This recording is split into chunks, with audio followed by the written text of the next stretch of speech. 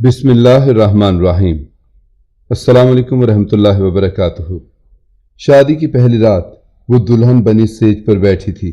دل بری طرح سے دھڑک رہا تھا اور ایک ہی خوف نے اس کی رنگت زرد کر رکھی تھی۔ اور شوہر کے کمرے میں آنے کے کچھ دیر بعد جب وہ آرام دہ لباس پہن کر بستر کے پاس آئی تو یہ دیکھ کر حیران رہ گئی کہ بستر پر سفید بے داغ چادر بچھی ہوئی تھی۔ اس کی آنکھوں کے آگے اندھیرا چھانے لگا، کیونکہ اللہ تعالیٰ نے دنیا کو انسان کے لیے امتحان گاہ بنایا ہے اور فرمایا انسان آزمایا جائے گا، اور یہ بھی فرمایا کہ انسان کو مشقت کے لیے پیدا کیا۔ میں جب اپنی زندگی پر نظر دوڑاتی ہوں تو مجھے واقعی محسوس ہوتا ہے کہ جیسے دنیا امتحان گاہ ہی ہے۔ میرا نام فوزیہ منیر ہے اور آج شادی کی پہلی رات میں پھولوں کی سیج پر بیٹھے اپنے شوہر کے آنے کا انتظار کر رہی تھی، لیکن پھولوں کی یہ خوشبو میرے ذہن کو معطر کرنے میں ناکام تھی۔ میرے ذہن میں شادی کے خوشکن خیالات نہیں آ رہے تھے، بلکہ میں پریشان تھی۔ دل بری طرح سے دھڑک رہا تھا۔ بس یہی خیال ستایا جا رہا تھا کہ اب کیا ہوگا، آگے کیا ہوگا، میرا شوہر میرے ساتھ کیسا برتاؤ کرے گا۔ اگر اسے حقیقت کا علم ہو گیا تو وہ کیا کرے گا؟ کیا وہ مجھے طلاق دے دے گا؟ اگر مجھے شادی کے دوسرے دن ہی طلاق ہو گئی تو کیا ہوگا؟ لوگ کتنی باتیں بنائیں گے۔ میں اور میری ماں تو ذلیل و رسوا ہو کر رہ جائیں گے۔ مجھے رہ رہ کر افسوس ہو رہا تھا، کاش میری ماں میری بات مان لیتی، کاش وہ میری بات کو سمجھتی۔ کیا تھا اگر میں شادی ہی نہ کرتی تو؟ شادی ہی تو زندگی کا ایک مقصد نہیں ہے۔ زندگی شادی کے بغیر بھی تو گزاری جا سکتی ہے۔ میری ماں نے بھی تو ایک مرد کے بغیر زندگی گزار دی، اور اگر میں بھی گزار لیتی تو اس میں کیا مشکل تھا؟ مگر نہیں، میری ماں پر تو ایک ہی دھن سوار تھی کہ کسی طرح میری شادی ہو جائے، اور وہ ہو گئی۔ شادی اب شادی کے بعد کیا ہوگا؟ ابھی میں انہی سوچوں میں گم تھی کہ دروازے پر دستک ہوئی۔ میرا شوہر اندر داخل ہوا اور میں نے ایک نظر اس کے چہرے کی طرف دیکھا۔ اس کے چہرے پر مسکراہٹ تھی، مگر میرے دل میں خوف کی لہر مزید بلند ہونے لگیں۔ اس کے چہرے پر سجی داڑھی پر میری نظر گئی تو مجھے اپنی ماں کی کہی ہوئی وہ بات یاد آئی کہ اسد بہت دیندار ہے، بہت عقل مند، سمجھدار اور دین کی سمجھ بوجھ رکھنے والا لڑکا ہے۔ دیکھنا، تمہارے تمام خدشات غلط ثابت ہوں گے اور وہ تمہیں کبھی نہیں چھوڑے گا۔ میرا شوہر بستر پر میرے پاس ہی بیٹھ چکا تھا۔ اس نے مجھے سلام کہا اور میرے ساتھ چھوٹی موٹی باتیں کرنے لگا تھا۔ شاید اسے میرے چہرے پر پریشانی کے آثار نظر آئے تھے، شاید اس لیے وہ مجھے ریلیکس کرنے کے لیے ارد گرد کی معمولی باتیں کرنے لگا تھا۔ ذہن تو میرا بہت پریشان تھا، مگر میں بھی چہرے پر مسکراہٹ سجا چکی تھی اور اس کے مختصر سوالوں کے جواب دے رہی تھی۔ کچھ دیر بعد اس نے کہا، فوزیہ آپ آرام دہ لباس پہن لیجئے۔ یہ کہتے ہوئے وہ خود بھی بستر سے اٹھ چکا تھا اور اب اپنی گھڑی اور شیروانی وغیرہ اتار کر خود بھی ایک سادہ اور آرام دہ لباس اٹھا کر واش روم کی طرف چلا گیا۔ میں نے بھی اپنے بھاری زیورات اتارنے شروع کیے۔ سر سے کامدار دوپٹہ اتارا، الماری سے اپنا ایک ہلکا پھلکا لباس نکالا اور اسد کے باہر آنے کے بعد میں نے بھی واش روم کا رخ کیا۔ کچھ دیر بعد آرام دہ لباس میں ملبوس میں باہر آ چکی تھی۔ اسد بستر پر دراز تھا، مگر جب میری بستر پر نظر پڑی تو یہ دیکھ کر میرے ہوش اڑ گئے کہ بستر پر کچھ دیر پہلے والی چادر نہیں تھی، وہاں ایک سفید چادر بچھا دی گئی تھی۔ میں حیران ہو کر یہ دیکھ رہی تھی کہ اسد نے نظریں جھکاتے ہوئے کہا، یہ صرف ایک رسم ہے، میں جانتا ہوں یہ سب مناسب نہیں ہے، مگر کیا کروں، ہمارے قبیلے میں، ہمارے علاقے میں یہ رسم ہے، اور صبح مجھے یہ چادر گھر کی بڑی بوڑھیوں کو دینی ہوگی۔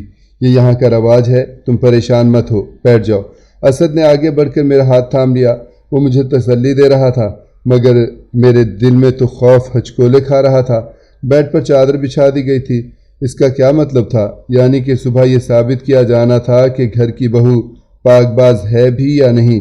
میری آنکھوں سے آنسو آنے لگ گئے۔ اسد نے میری آنکھوں کی نمی دیکھ لی تھی۔ وہ میرا ہاتھ دباتے ہوئے کہنے لگا، ارے پاگل، شادی کی پہلی رات کوئی یوں آنسو بہاتا ہے کیا؟ اسد نے مجھے محبت بھرے لہجے میں کہا تو میرے دل کو کچھ تسلی ہوئی، اور یوں شادی کی پہلی رات بھی گزر گئی۔ اگلی صبح ابھی فجر کی آواز بلند ہو رہی تھی جب میں نے اٹھ کر غسل لیا اور نماز ادا کرنے لگی۔ میری نظر چادر پر تھی جو اب بھی بے داغ تھی۔ دل بری طرح گھبرا رہا تھا، نہ جانے اب کیا ہوگا۔ میری نماز ادا کرتے ہی اسد نے بھی اٹھ کر نماز کی تیاری کرنی شروع کر دی تھی۔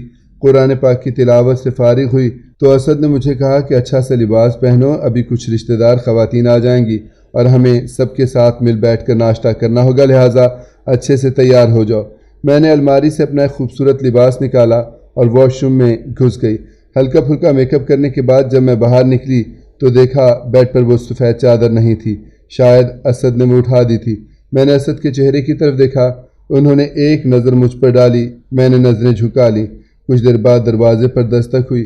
میری ساس نے کہا، آ جاؤ بیٹا، ناشتہ تیار ہے، آ جاؤ مل کر ناشتہ کریں۔ وہ مجھے اپنے ساتھ لے کر چلی گئیں۔ ہم سب ایک جگہ بیٹھ گئے، بہت سی خواتین وہاں پر جمع تھیں۔ کچھ دیر بعد اسد بھی وہاں پر پہنچ گئے تھے۔ میری ساس نے سوالیہ نظروں سے اسد کی طرف دیکھا اور ہاتھ بڑھایا، اور جب اسد نے ہاتھ آگے کیا تو میں حیران رہ گئی۔ اسد کے ہاتھ میں وہی سفید چادر تھی۔ میری ساس نے مسکراتے ہوئے وہ چادر پکڑ لی اور پھر کھول کر سب خواتین کی طرف کی۔ اس چادر پر سرخ نشان لگا ہوا تھا۔ سب خواتین کے چہروں پر مسکراہٹ آ گئی۔ سب نے مل کر خوشی خوشی ناشتہ کرنا شروع کیا۔ میں نے حیرت سے اسد کی طرف دیکھا، اسد نے میری طرف دیکھا، اور پھر ہم نے بھی ناشتہ کرنا شروع کر دیا۔ میرا دل بہت بے چین تھا۔ میں جلد سے جلد ناشتہ ختم کر کے کمرے میں جانا چاہتی تھی تاکہ اسد سے اس بارے میں بات کر سکوں۔ ناشتہ کرنے کے بعد چائے کا دور شروع ہوا۔ وہیں بیٹھ کر ہم نے آرام سے سب کے ساتھ مل کر چائے پی، اور پھر اسد نے اپنے کمرے کا رخ کیا۔ میں وہیں بیٹھی رہی، مگر میں بے حد بے چین تھی۔ کچھ دیر بعد میری ایک نند نے کہا، بھابھی آپ بھی کمرے میں جا کر کچھ دیر آرام کر لیجئے، پھر دوپہر میں ولیمے کی تقریب بھی ہے، بیٹھ کر کمر وہاں بھی اکڑ جائے گی۔ میں نے شکر کا سانس لیا اور جلدی سے اٹھ کر کمرے کا رخ کیا۔ میں نے کمرے کے دروازے کو ہلکا سا بند کیا اور اسد کے پاس جا کر بیٹھ گئی۔ سوالیہ نظروں سے ان کی طرف دیکھا تو وہ مسکراتے ہوئے میری طرف دیکھنے لگے۔ میں نے جلدی سے کہا، اسد یہ سب کیا تھا؟ تب اسد مسکراتے ہوئے کہنے لگے، میں جانتا ہوں کہ چادر صبح بے داغ تھی، لیکن اگر میں وہ بے داغ چادر سب کو پکڑا دیتا تو تمہاری ذات بہت بڑا سوالیہ نشان بن جاتی، بلکہ اکثر لوگ تو تمہیں بد کردار کہنے لگتے، اس لیے میں نے یہ بندوبست کیا تھا۔ یہ کہنے کے بعد اسد نے اپنے بازو سے تھوڑی سی آستین اوپر کی اور دکھایا جہاں بینڈیج لگی ہوئی تھی۔ میں نے سوالیہ نظروں سے اسد کی طرف دیکھا تو وہ کہنے لگے، یہ چادر سب کے سامنے دکھانا یہاں کی رسم ہے۔ میں بھی مجبور تھا، لیکن چادر تو بے داغ تھی، لہٰذا میں نے اپنے بازو پر بلیڈ سے کٹ لگایا اور وہ چادر سب کو دکھا دی۔ اسد نے مسکراتے ہوئے آستین نیچے کی اور بٹن بند کرتے ہوئے کہنے لگے، میں نے تو اپنی طرف کی کہانی سنا دی، اب تم مجھے بتاؤ کہ آخر تم اتنی خوفزدہ کیوں تھیں اور ہوا کیا ہے؟ میں نے ٹھنڈی سانس بھرتے ہوئے کہا، جیسا کہ آپ کو معلوم ہے میرے والد نہیں ہیں، میری ماں نے اکیلے میری پرورش کی۔ میں 3 سال کی تھی جب میرے والد نے ماں کو طلاق دے دی تھی اور ماں مجھے لے کر اپنے بھائی کی چوکھٹ پر واپس آ گئی تھی۔ اصل میں جب میری ماں اور بابا کی شادی ہوئی تو میرے والد اس شادی کے لیے راضی ہی نہیں تھے، وہ کسی اور کو پسند کرتے تھے، کسی اور سے شادی کرنا چاہتے تھے، مگر میری دادی نے زبردستی یہ شادی کروائی، کیونکہ جس لڑکی کو میرے والد پسند کرتے تھے اسے میری دادی ناپسند کرتی تھیں۔ لیکن میری ماں اور باپ کی شادی کے 3 سال بعد جب میری دادی اللہ کو پیاری ہو گئی تو میرے والد نے دوسری شادی کر لی۔ گھر میں آئے دن جنگ کا ماحول رہتا تھا، لہذا تنگ آ کر میری ماں نے والد سے طلاق کا مطالبہ کر دیا اور مجھے لے کر واپس اپنے بھائی کی دہلیز پر آ گئی۔ لیکن میرے ماموں اور ممانی کو یہ بات بہت ناگوار گزری کہ خود طلاق کا مطالبہ کیا۔ ان کا کہنا تھا کہ بسا بسایا گھر ان کی بہن نے خود اجاڑ لیا، مرد کو دوسری شادی کا حق ہے، کیا ہوا جو اس نے دوسری شادی کر لی؟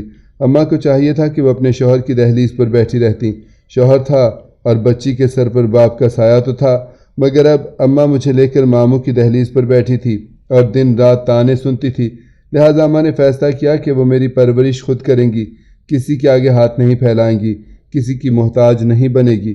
اماں کچھ پڑھی لکھی تھی، لہٰذا انہیں چھوٹے موٹے اسکول میں نوکری مل گئی، انہوں نے ٹیچنگ کرنا شروع کر دی، مجھے سرکاری اسکول میں داخل کروا دیا۔ سارا دن محنت کرتیں، اسکول سے واپس آ کر بچوں کو ٹیوشن پڑھاتی تھیں۔ وقت گزر رہا تھا، میں بڑی ہو رہی تھی، مگر اماں کی توجہ مجھ پر نہ ہونے کے برابر تھی۔ اماں نے یہ فیصلہ تو لے لیا تھا کہ وہ میری پرورش خود کریں گی، کسی کے آگے ہاتھ نہیں پھیلائیں گی، مگر یہ بہت مشکل فیصلہ تھا۔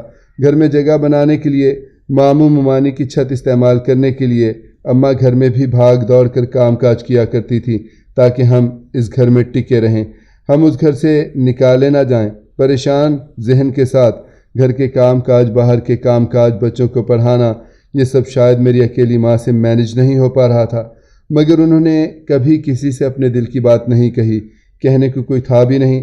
میں اس وقت 8ویں جماعت میں تھی، اکیلی اسکول جایا کرتی تھی، پیدل واپس آیا کرتی تھی کہ ایک روز محلے کے چند اوباش نوجوان دوپہر کے وقت مجھے ورغلا کر ایک سنسان جگہ پر لے گئے اور میری عزت کو داغدار کر دیا۔ اس دن جب میں نے اپنی ماں کو واپس آ کر یہ سب کچھ بتایا تو جانتے ہیں اماں نے کیا کہا؟ انہوں نے کہا خاموش ہو جاؤ، بولنے کا کوئی فائدہ نہیں ہے، ہم بولیں گے تو الٹا کیچڑ ہم پر ہی اچھالا جائے گا، یہاں انصاف نہیں ملے گا، انصاف کے لیے آواز بلند کریں گے تو آواز دبا دی جائے گی، الٹا ہمیں باتیں سننا پڑیں گی، لوگ تمہاری ماں کو باتیں کریں گے، لوگ تو پہلے ہی کہتے ہیں کہ تمہاری ماں اس قابل نہیں تھی کہ گھر بسا سکتی، اور اب اگر یہ بات لوگوں کے کانوں تک پہنچے گی تو تمہارے ساتھ ساتھ تمہاری ماں بھی ذلیل و رسوا ہو جائے گی۔ اماں کی ٹیچنگ کی وجہ سے پہلے ہی اماں کو طرح طرح کی باتیں سننی پڑتی تھیں، لہٰذا اماں کے کہنے پر میں بھی خاموش رہی۔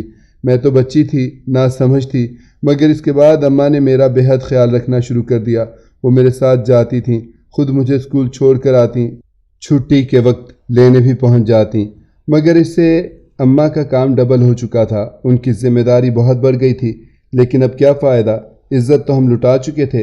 اور اسی طرح وقت گزرتا گیا، شادی کی عمر ہوئی تو میں نے اماں سے کہا کہ میں اس بات کو چھپاؤں گی نہیں، آپ رشتے والوں کو یہ بتا دیا کریں کہ بچپن میں میرے ساتھ زیادتی ہوئی تھی۔ اماں میری اس بات سے متفق نہیں تھی، مگر میں ہر بار خود کوشش کر کے آنے والے رشتے کو یہ بات بتا دیا کرتی تھی، اور پھر توقع کے عین مطابق وہ لوگ سوچ کر جواب دیں گے کہہ کر جاتے اور دوبارہ کبھی واپس نہ آتے۔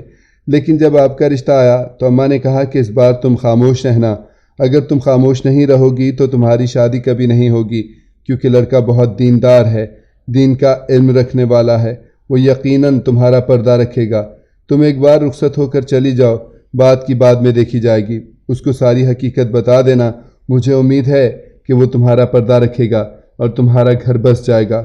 بات ختم کرتے ہوئے میں نے امید بھری نظروں سے اسد کی طرف دیکھا تو انہوں نے ایک ٹھنڈی سانس بھرتے ہوئے کہا، تم دونوں ماں بیٹی نے بہت مشکلات کا سامنا کیا، چھوٹی عمر میں تم نے اتنے بڑے دکھ کا سامنا کیا، اتنی زیادہ تکلیف کو برداشت کیا، اور اصل دکھ اور تکلیف تو یہ تھی کہ یہ دکھ سننے والا کوئی نہیں تھا۔ اور پھر اسد کے منہ سے نکلنے والی اگلی بات سن کر میری آنکھوں میں آنسو چلے آئے۔ اسد نے میرا ہاتھ پکڑ کر تھپ تھپاتے ہوئے کہا، اور میں تمہارے اور تمہاری والدہ کے اس گمان پر پورا اترنے کی کوشش کرتے ہوئے اس راز کو اپنے سینے تک ہی رکھوں گا۔ تمہاری والدہ نے سوچا تھا نا کہ وہ دین کا علم رکھتا ہے، وہ دیندار ہے اور اچھا انسان ہے، وہ تمہارا پردہ رکھے گا، تو بس آج سے میں تم سے وعدہ کرتا ہوں کہ میں تمہارا پردہ رکھوں گا۔ میں نے مسکرا کر آنکھیں بند کرتے ہوئے اسد کے کندھے پر سر رکھ دیا۔ وہی شادی جس کے پہلے دن میرا دل بری طرح لرز رہا تھا، ہزاروں طرح کے اندیشے میرے دل و دماغ میں ہلچل مچائے ہوئے تھے، خوف سے میرا بدن کانپ رہا تھا، یہ سوچ سوچ کر کہ میرا انجام کیا ہوگا، اس شادی کا انجام کیا ہوگا۔ یقیناً اس شادی کا انجام طلاق ہونے والی ہے، آج نہیں تو کل میں اپنے گھر واپس آ جاؤں گی۔ مگر اسی وقت جب اسد نے اپنے گھر والوں کو وہ سفید چادر پکڑائی تھی اور اسد کی ماں نے وہ چادر کھولی، اسی وقت میرے دل میں اپنے شوہر کا رتبہ بہت بڑھ چکا تھا۔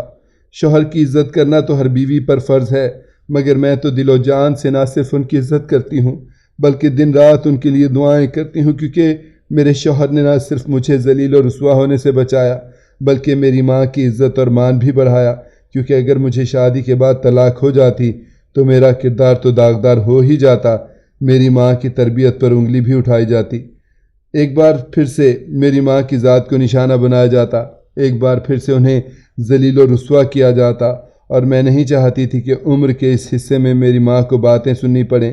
بڑی مشکل سے میری ماں کی مشکلات ختم ہوئی تھیں، مشکل دن ختم ہوئے تھے، اور اب یہ راز میرے اور میری ماں کے سر پر کسی تلوار کی طرح لٹک رہا تھا، مگر میرے شوہر اسد نے یہ تلوار شادی کے دوسرے دن ہی اتار دی۔ اس نے میرا بھرپور ساتھ دیا تھا، یہ کہتے ہوئے کہ اس میں تمہارا کوئی قصور ہی نہیں تھا، تم اس وقت بچی تھیں، تم تو خود مظلوم ہو، تمہارے ساتھ ظلم ہوا تھا، اور دوسری بڑی بات یہ کہ یہ جو سفید چادر والی رسم ہے یہ ایک انتہائی غلط اور نامناسب رسم ہے۔ ایک سفید چادر کسی کے کردار کو ماپنے کے لیے بالکل بھی کافی نہیں ہے۔ خدا کا شکر ہے کہ میرے شوہر اسد دین کا علم رکھنے کے ساتھ ساتھ دنیا کا علم بھی رکھتے تھے اور آج کل کی نئی تحقیقات سے بخوبی واقف تھے۔ انہوں نے خود مجھے بتایا کہ سفید چادر کو گھر والوں کے سامنے پیش کرنا ایک مجبوری تھی، کیونکہ پرانے زمانے کی ان رسم و رواج کو ختم کرنا کافی حد تک مشکل ہے، اور خاص طور پر بڑے بوڑھوں کی سوچ کو بدلنا بہت مشکل ہے۔ مگر وہ اچھی طرح جانتے ہیں کہ سائنسی تحقیق کے مطابق خون کا بہاؤ یہ ثابت نہیں کرے گا کہ آیا عورت کنواری تھی یا نہیں، بلکہ بعض ڈاکٹروں کا کہنا ہے کہ جو لڑکیاں زیادہ کھیل کود کرتی ہیں، بھاگتی دوڑتی ہیں، ایتھلیٹ ہیں، کھیل کود میں حصہ لیتی ہیں اور جسمانی مشقت کا کام کرتی ہیں، 80% تک ممکن ہے کہ ان کے جسم میں کنوارپن کی یہ جھلی پہلے ہی پھٹ چکی ہوتی ہے۔ لہٰذا آج ہماری شادی کو 5-7 سال گزر چکے ہیں، میں 2 بچوں کی ماں بن چکی ہوں، مگر آج تک میرے شوہر نے اس وعدے کو وفا کیا، اس وعدے کو نبھا کر دکھایا۔ انہوں نے واقعی میرے راز کو اپنے سینے میں دفن کر لیا اور ہم دونوں میاں بیوی ہنسی خوشی زندگی گزار رہے ہیں۔ مگر یہ سوچ کر آج بھی میری روح کانپ جاتی ہے کہ نہ جانے اس سفید چادر کی رسم نے کتنے گھروں کو اجاڑ دیا ہوگا، کتنی بیٹیاں واپس اپنے ماں باپ کی دہلیز پر جا بیٹھی ہوں گی، کتنی لڑکیوں کے کردار داغدار ہو چکے ہوں گے، اور نہ جانے کتنی لڑکیاں بے قصور ہوتے ہوئے بھی معاشرے کے یا گھر والوں کی ناراضگی کا نشانہ بنتی ہوں گی اور قصوروار جیسی زندگی گزار رہی ہوں گی۔